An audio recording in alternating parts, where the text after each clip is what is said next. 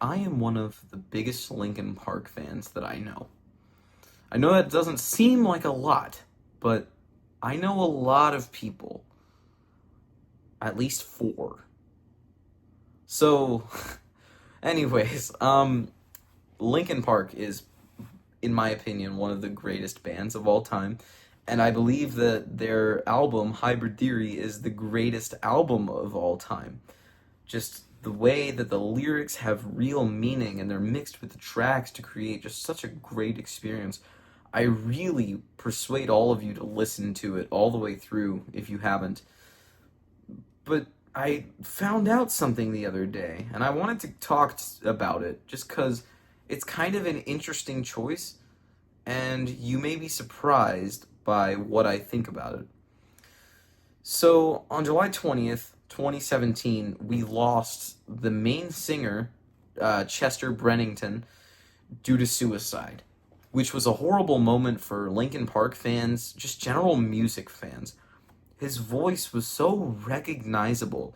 If you hear, like, Crawling in My Skin, or I think it's just called Crawling, but if you listen to Crawling, you just know that's a Linkin Park song, even if you've never heard it.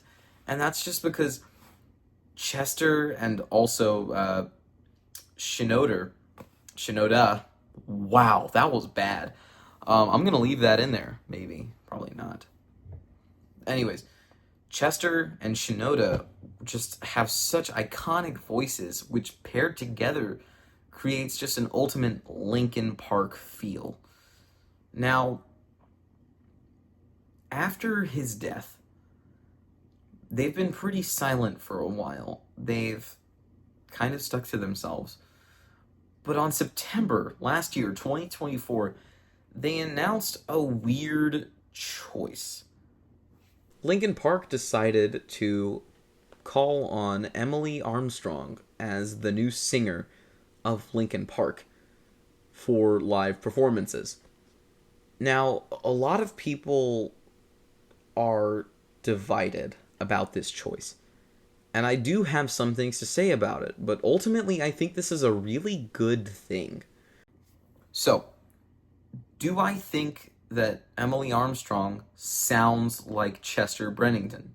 No, I do not. If you listen to the new live performances of that recent show that they did in 2024, they do not sound the same at all. They don't sound, well, they sound kind of similar, but she doesn't sound like Chester. But that's what's interesting about this choice is that that wasn't the goal. Now, when Shinoda, the other co-singer of Linkin Park, was interviewed by Apple Music, he said that the goal wasn't necessarily to find a sound alike, but it was to get someone that just felt like a Linkin Park singer. So instead, Linkin Park is going through this really interesting approach where instead of trying to get someone that sounds like Chester, they're trying to get someone that feels like Linkin Park.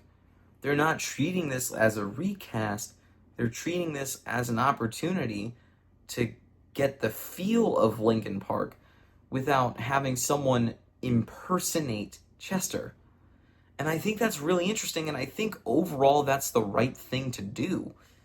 And even if Linkin Park decides to start making more music with Emily as their new co-lead singer, I say go for it.